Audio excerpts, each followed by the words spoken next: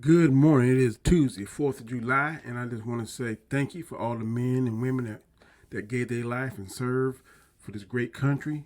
I know all of you today, usually, traditionally, we have cookouts and picnics and on the lake and all this kind of stuff.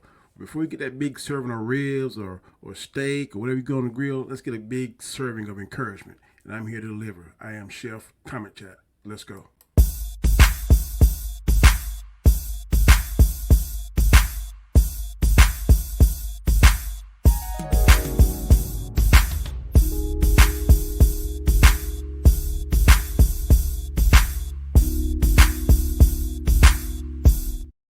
Good morning, good morning, good morning. Happy 4th of July. And again, it's your boy Comment Chat, and I'm here with another word of encouragement.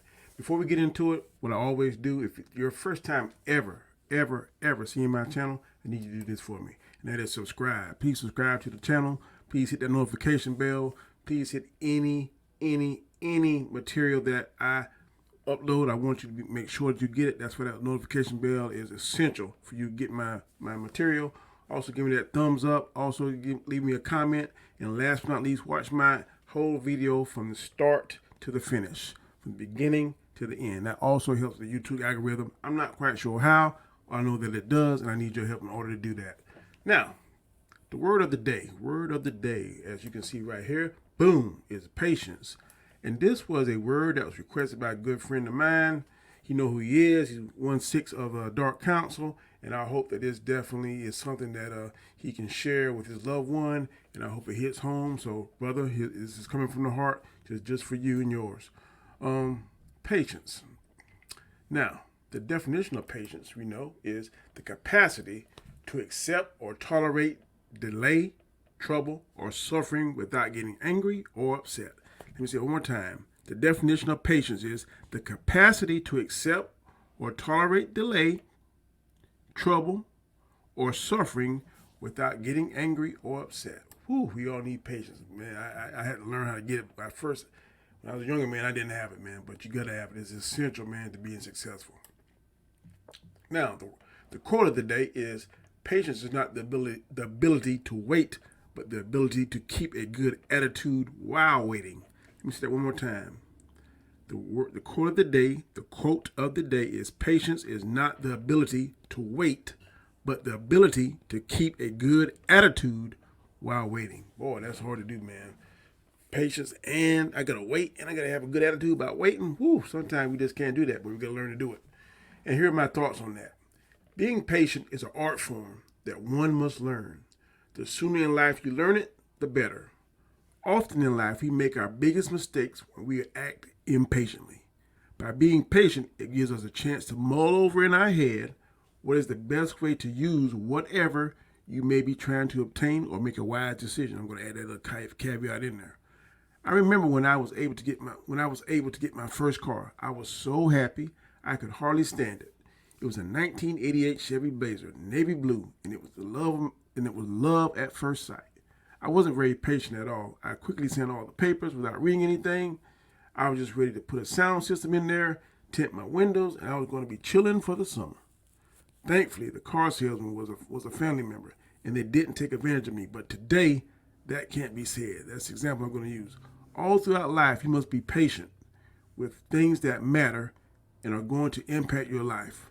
Buying a home, buying a car, a boat, choosing a career, all must be approached with patience and proper research. Most importantly, when choosing your mate, you must really be patient with that. The heart is not a good thing to solely listen to when making that decision. Who you marry should be the person you're with for life.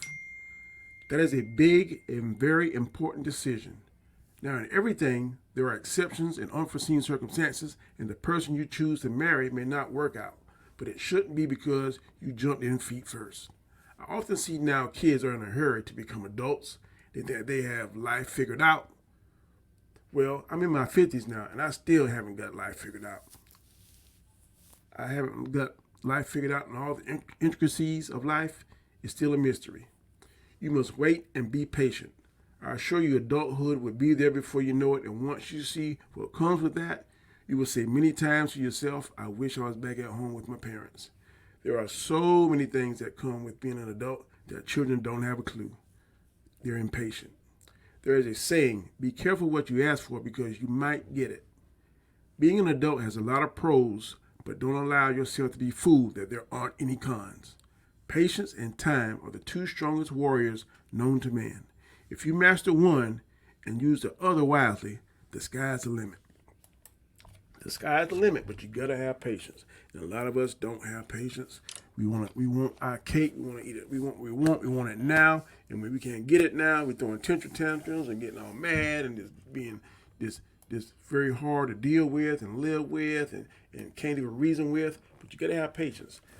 If you're reading the Bible, Job, the Lord let the devil put all kind of stuff on Job. I mean, took his wife, took his property, took his animals, everything. He was like just bare minimum, just above poverty. He was below poverty, but he was patient. He was faithful. He believed in God, and God restored back everything he had, double, triple, quadruple.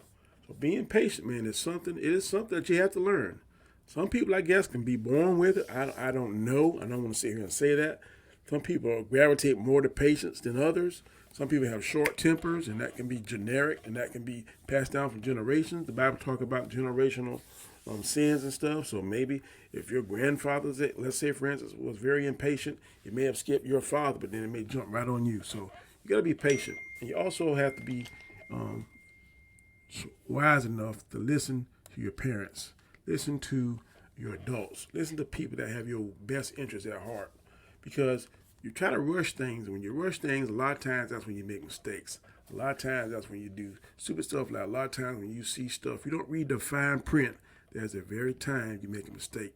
But in every major decision that you do in life, whether it's at school, whether it's buying your first home, whether it's buying your first car, whether it's getting married, like I said earlier, anything, trying to buy particular furniture, trying to get life insurance, whatever aspect in life, whatever thing you want to plug in there, you got to be patient. And a lot of times when we go in feet first and rush, a lot of times that's when we make mistakes. And that's what the enemy wants us to do. Rush, yeah. Go ahead. Fast, want it fast. We live in a society now, we want things fast. We want it now. The faster, the faster. Supply and demand is crazy. But a lot of times you gotta be patient. You gotta read the fine print. If you don't read that fine print, that's when you get yourself in a jam.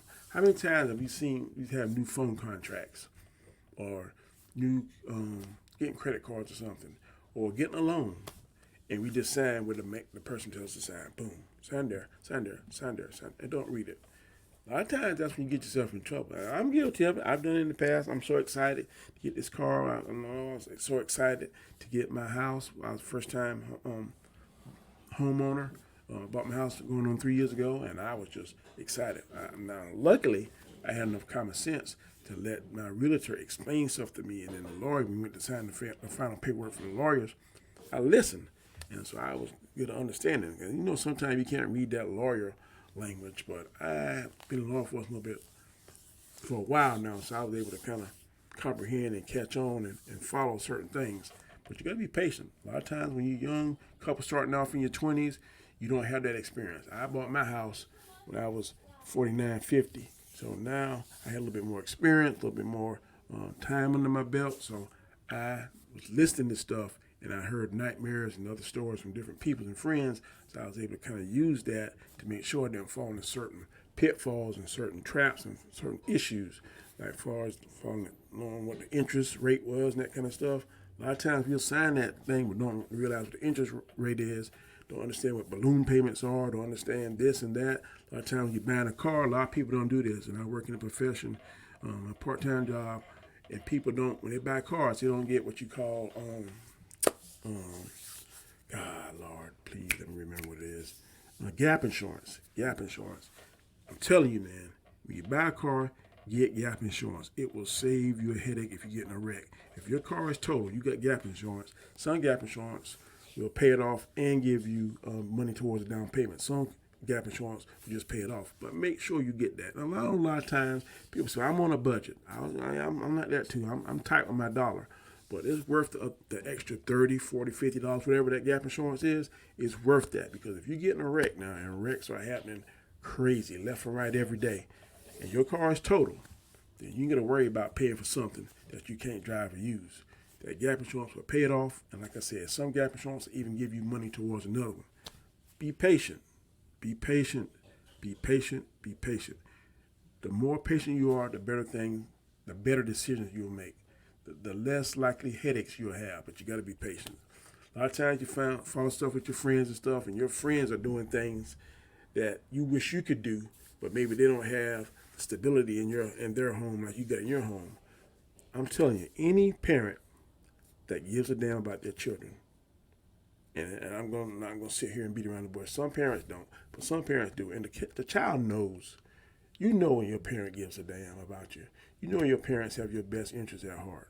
Because my grandmother raised me, and she was hard. I'm telling you, I didn't go out till I was almost a man, and she didn't let me do certain things. She knew where I was at, and I thought when I was growing up, I was like, man, why is she so hard? All my other friends are doing this, and I got to jump through hoops.